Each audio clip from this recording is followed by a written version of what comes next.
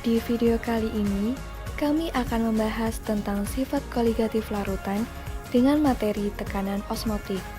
Sebelum memasuki materi tekanan osmotik, mari kita lihat penjelasan mengenai sifat koligatif larutan berikut. Sifat koligatif larutan. Sifat koligatif larutan adalah sifat larutan yang tidak tergantung pada jenis zat terlarut, tetapi bergantung pada konsentrasi partikel zat terlarutnya.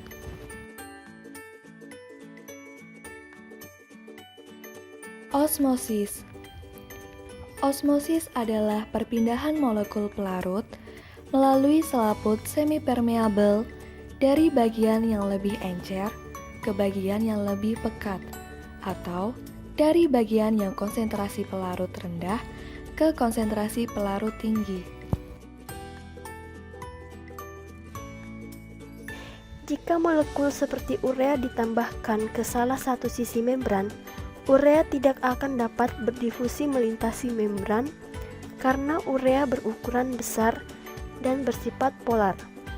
Karena sifatnya polar, urea akan berinteraksi dengan molekul polar lain seperti air.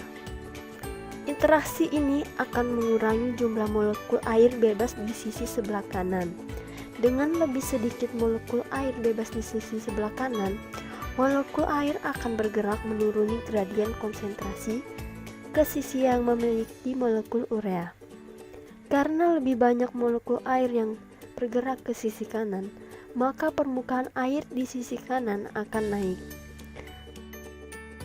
Untuk menghentikan proses osmosis, diperlukan sebuah tekanan.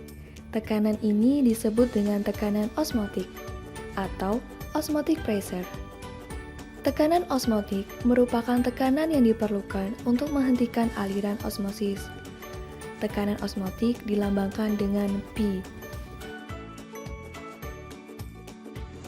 Tekanan osmotik atau P. Tekanan osmotik dapat dirumuskan dengan cara P kali V sama dengan N kali R kali T, kemudian diturunkan menjadi P sama dengan N per V kali R kali T, kemudian diturunkan kembali menjadi P sama dengan M kali R kali T. Bila larutan merupakan larutan elektrolit, rumus maka tekanan dikali dengan faktor Van Hoff atau I menjadi P kali V sama dengan N kali R kali T kali I, kemudian diturunkan menjadi P sama dengan N per V R kali T kali I, kemudian diturunkan lagi menjadi P sama dengan M kali R kali T kali I, dengan keterangan P sama dengan tekanan osmotik dengan satuan ATM, V sama dengan volume larutan dalam liter, N sama dengan jumlah mol zat terlarut satuan mol, T sama dengan suhu larutan dengan satuan suhu Kelvin, R sama dengan tetapan gas dengan ketentuan 0,08205 liter ATM per mol, M sama dengan molaritas dengan satuan M, I sama dengan faktor Van Hoff.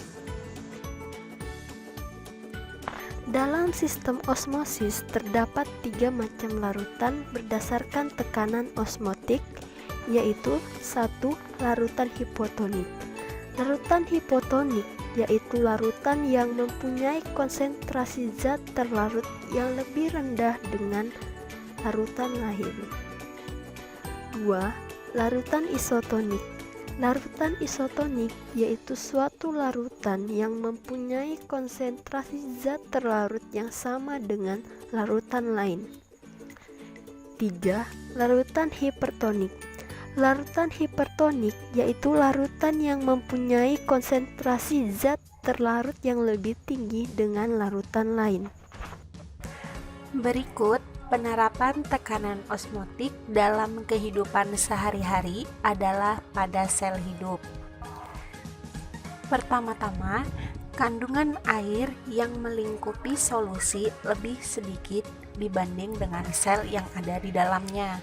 Dengan kata lain, jumlah garam lebih banyak dan solusi tersebut adalah zat yang terkonsentrasi. Tahukah kamu solusi apa itu? Ini disebut solusi hipotenik. Itulah alasan mengapa molekul air bergerak dari dalam keluar sel karena konsentrasi air di dalam sel lebih besar. Dalam kasus kedua ini, tingkat air dan garam sama di sisi membran sel. Keduanya ada di dalam dan di luar sel. Karena itu, ada keseimbangan dalam gerakan air. Ini berarti pergerakan air di kedua arah sama.